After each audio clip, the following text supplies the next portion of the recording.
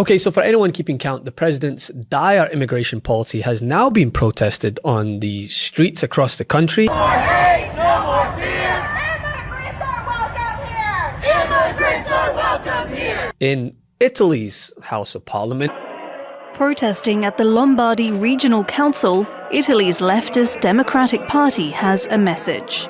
We don't want Donald Trump's thuggish squads here. People who kill civilian citizens. We don't need them. And at a pro wrestling event.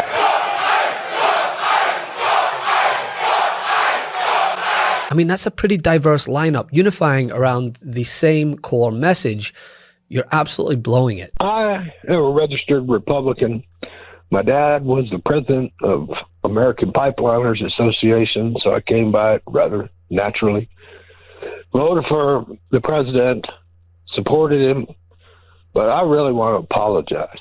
I mean, I'm looking at this awful picture of the Obamas. What an embarrassment to our country.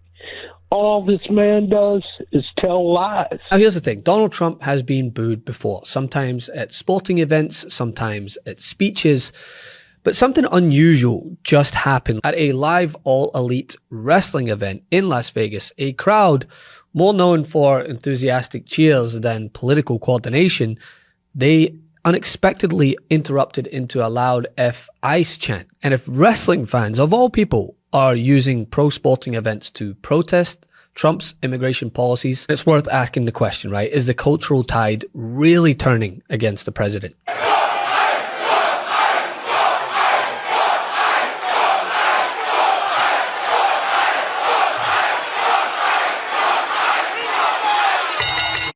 See, at AWE's televised Dynamite Wrestling show, the crowd made their voices heard. Their anger over federal immigration enforcement and the Trump administration was blatant. I mean, the moment was so unexpected, it even caught commentators off guard. And it wasn't like the Trump administration can downplay this as a fringe corner of a crowd chanting in a basement or a venue.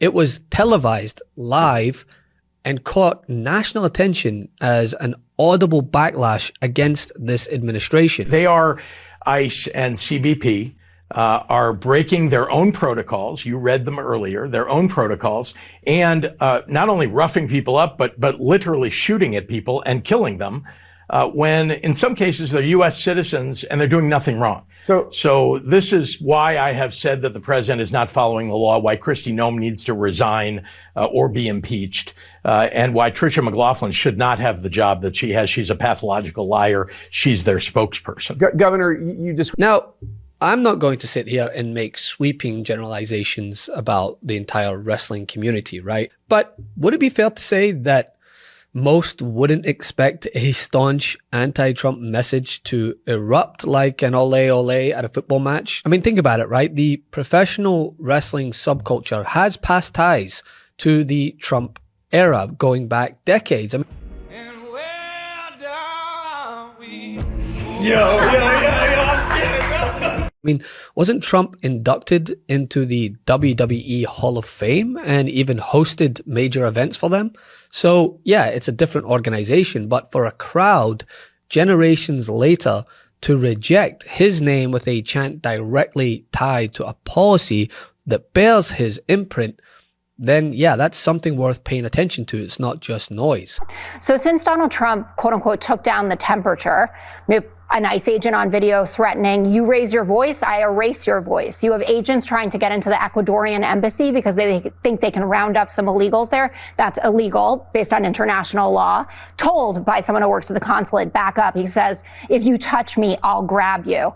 Kyle Cheney at Politico has been tracking the cases of folks who have been detained, found 2,300 cases since July alone where the judge has ruled that ICE has illegally detained someone. And this isn't the only place that fans have voiced displeasure related to immigration policy or federal enforcement at sporting events. Media reports indicate that anti-ICE chants have cropped up at other sports matches. It all reflects a broader social shift, right? People are increasingly linking everyday cultural spaces with civic protest against this administration. But don't just take it from a crowd at a wrestling event, right? Look at the polls. of voters and people across the country, from Republicans to independents, from CNN to Fox News of all places, the message actually coincides with what we just heard at this wrestling event. Your own poll has shown that everyday Americans have concluded that ICE has gone too far. ICE efforts to deport illegal immigrants. If we ask folks out there, too aggressive, 59%, not aggressive enough, 17%, about right, 24%. That tracks with other polls that we've seen in recent days surrounding a lot of this video that obviously has come out, and there's all kinds of people weighing in on all sides. Okay, now this. A new poll shows 59% of voters disapprove of President Trump's handling of the economy.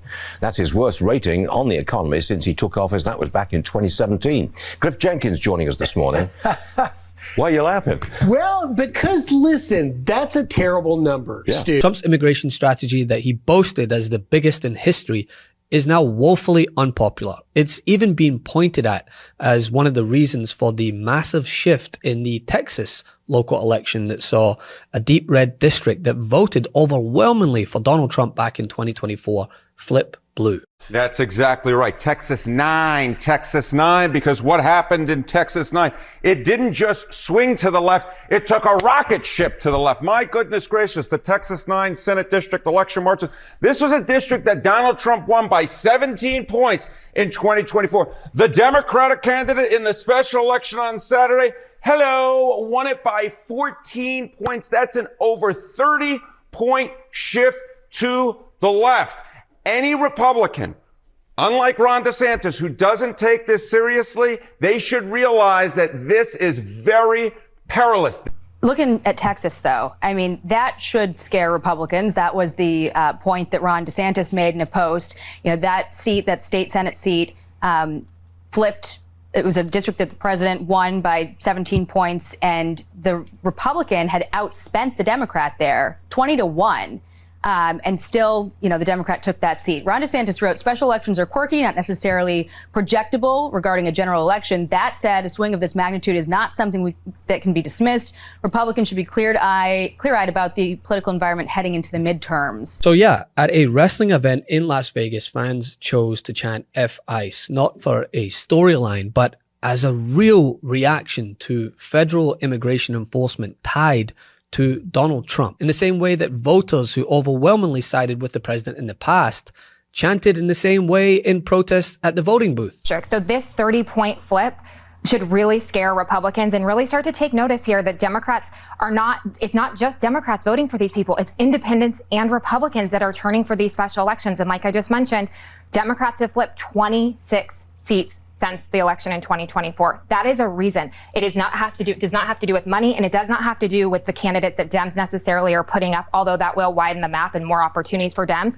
It is about Donald Trump, the chaos he is creating, and his failed economic policies. So if Republicans on the Hill especially are not taking note to how the president is impacting their races, they are going to have a very, very rude awakening in November.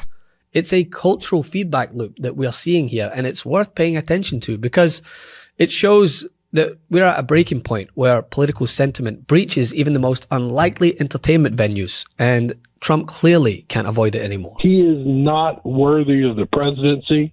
He takes bribes blatantly, and now he's being a racist blatantly. They were supposed to deport the dangerous criminals.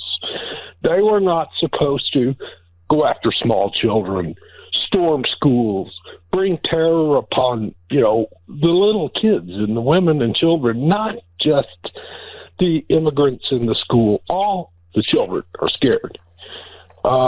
This is not a decent man. This is not an honest man. He openly takes bribes. He's pathetic as a president, and I just want to apologize to everybody in the country for supporting this rotten man. John, did you vote for him in all three elections? I did. I was sucked into the stupidity of creating jobs, and there are no more jobs in New Mexico. Things are worse than they were before. You cannot find a primary care physician. Our governor just passed some laws to try to help.